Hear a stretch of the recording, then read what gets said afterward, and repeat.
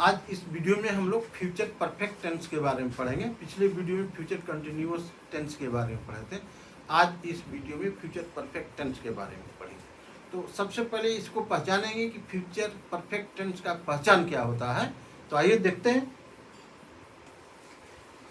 Future perfect tense का पहचान। Future perfect tense का पहचान यह है कि जिस हिंदी वाक्य के अंत में चुकेगा, चुकेगी, चुकेंगे यानी पढ़ चुकूंगा, मैं किताब पढ़ चुकूंगा, चुका हूंगा रहे तो समझना चाहिए कि वह वाक्य फ्यूचर परफेक्ट टेंस है। मैंने भविष्य में जो काम आप समाप्त कर लिए हैं, पूरा कर लिए हैं, परफेक्ट कर लिए हैं, उसको फ्यूचर परफेक्ट टेंस करते हैं। जैसे मैं पढ़ चुकूंगा, कोई पूछ रहा है कि कल आप इस समय तक क्या करेंगे, यानी कल ही करेंगे, फ्यूचर तभी होगा, या आज भी करेंगे तो आज 4 बजे क्या करेंगे, मतलब वर्तमान में नहीं, पहले नहीं, वर्तमान में नहीं है, आने वाला में है। तो आने वाले में क्या होता है, गागेगी का प्रयोग होता है, शैल और विल का प्रयोग होता है। तो इसमें इस टेंस को पहचानना जरूरी है कि मैं पढ़ चुकूंगा।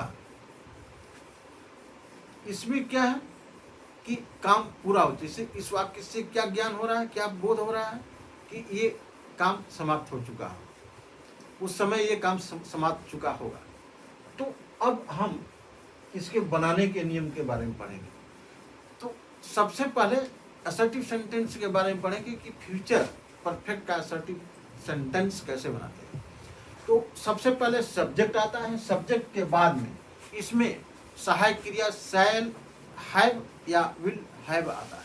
शैल विल, उसके बाद हैव, उसके बाद में क्रिया का तीसरा रूप third form of the verb, उसके बाद में ऑब्जेक्ट वगैरह रहने पर लिखते हैं। ये हुआ आपका असर्टिव सेंटेंस। कंटिन्यूअस में इसके बाद में नेगेटिव में क्या हो जाएगा, तो सबसे पहले सब्जेक्ट, उसके बाद में शैल विल, उसके बाद में नॉट, उसके बाद में हैव का प्रयोग, यानी शैल और हैव के बीच में नॉट का प्रयोग करते हैं। उसके बाद हैव, उसके बाद में third form of the verb, उसके बाद में ऑब्जेक्ट वगैरह रहने पर लिख देते हैं। ये हो गया negative.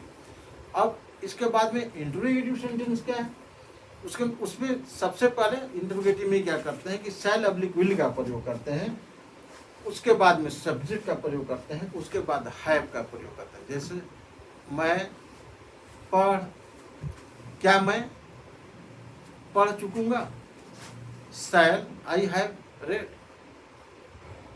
Third form of the verb यानी रीड, उसको प्रोनाउंसिएशन रीड है और रेड रेड बोलते हैं सेकंड और थर्ड फॉर्म। तो शैल आई रेड, क्या मैं किताब पढ़ चुकूंगा, shall I read a book. तो ये होता है कि सबसे पहले शैल विल, उसके बाद सब्जेक्ट आता है, उसके बाद में हैव आता है, उसके बाद में third form of the verb आता है, उसके बाद में ऑब्जेक्ट वगैरह रहने पर लिखते हैं। अब यदि वाक्य प्रश्नात्मक और नकारात्मक दोनों हो तब इसका बनाने का नियम क्या है, सबसे पहले शैल विल, प्रश्नात्मक है तो शैल विल आएगा, सबसे पहले शैल विल, उसके बाद में सब्जेक्ट, उसके बाद में नॉट का प्रयोग होता है, उसके बाद में हैव का प्रयोग होगा, उसके बाद में third form of the verb आएगा, उसके बाद में ऑब्जेक्ट आता है, उसके बाद में आपको प्रश्नवाचक चिन्ह का प्रयोग करना होता है। तो ये इंटरोगेटिव और नेगेटिव सेंटेंस में हो गया। तो अब इन चारों को हम आगे देखेंगे। देखिए, यदि सेंटेंस फ्यूचर परफेक्ट टेंस का हो तो उसके असर्टिव सेंटेंस बनाने का नियम बताया अभी, उसी तरह से सब्जेक्ट, उसके बाद में शैल है, उसके बाद में हैव, उसके बाद में वर्ब का third form of the verb, उसके बाद में ऑब्जेक्ट किसी वगैरह रहने पर लिखते हैं।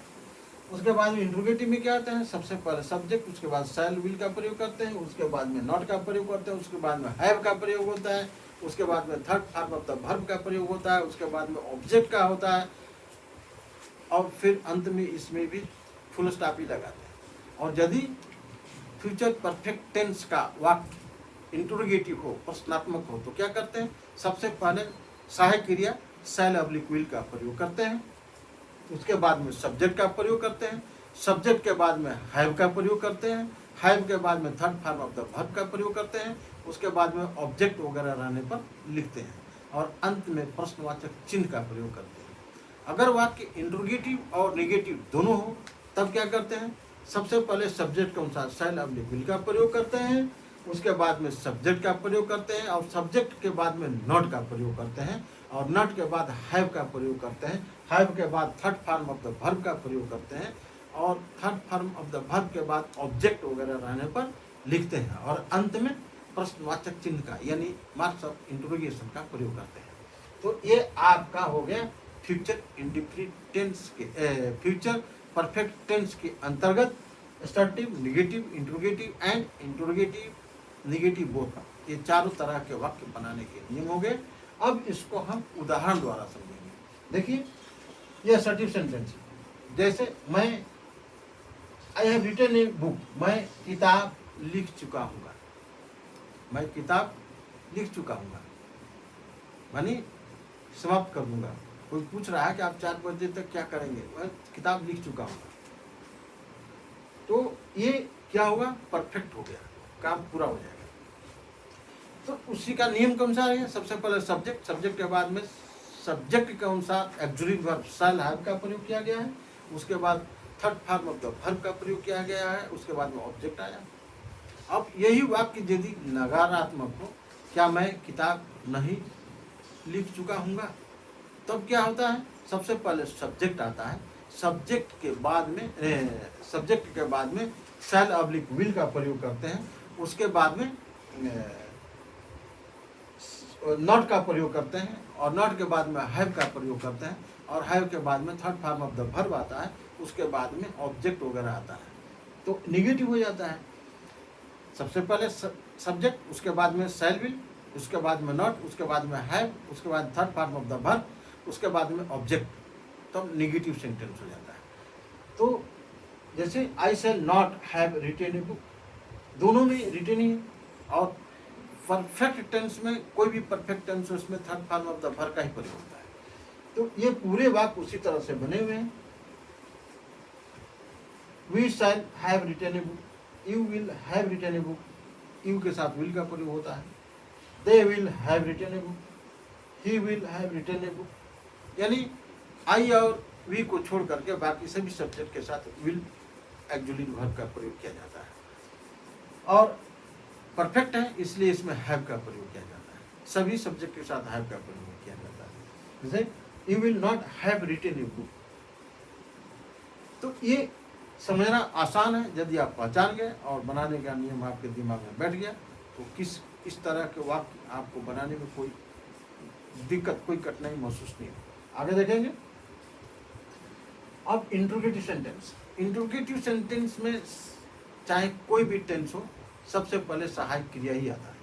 तो इसमें भी यदि फ्यूचर परफेक्ट टेंस का वाक्य प्रश्नात्मक हो, इंट्रोगेटिव हो, तो सबसे पहले क्या बताए हैं, शैल actually verb shell oblique will का प्रयोग होगा, उसके बाद सब्जेक्ट का प्रयोग होता है, उसके बाद हैव का प्रयोग होता है, उसके बाद third form of the verb आता है, उसके बाद ऑब्जेक्ट आता है और उसके बाद में प्रश्नात्मक चिन्ह लगाते हैं। जैसे देखिए shall I have written a book, shall सहायक क्रिया शैल विल, उसके बाद सब्जेक्ट आ गया, उसके बाद हैव आ गया, उसके बाद third form of the verb आ गया, उसके बाद ऑब्जेक्ट आ गया, उसके बाद में प्रश्नात्मक चिन्ह का प्रयोग किया गया है।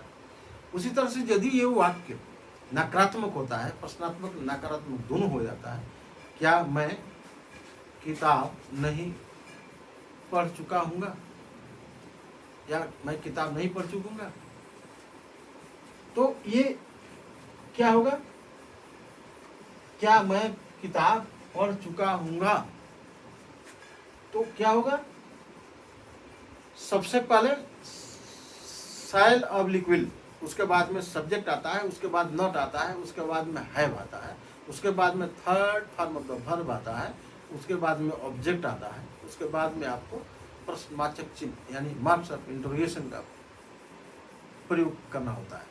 जैसे लिखा है shall I not have written a book. उसी तरह से पूरी सेंटेंस है, आप पूरे सेंटेंसेस को प्रैक्टिस कीजिएगा, तब जा करके आपके दिमाग में बैठेगा।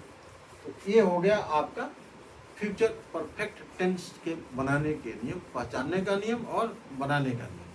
यदि आप टेंस को पहचान गए कि ये किस टेंस में है, तो आपको बनाने में कोई दिक्कत नहीं होगी। उसका नियम बहुत आसान है याद करने के।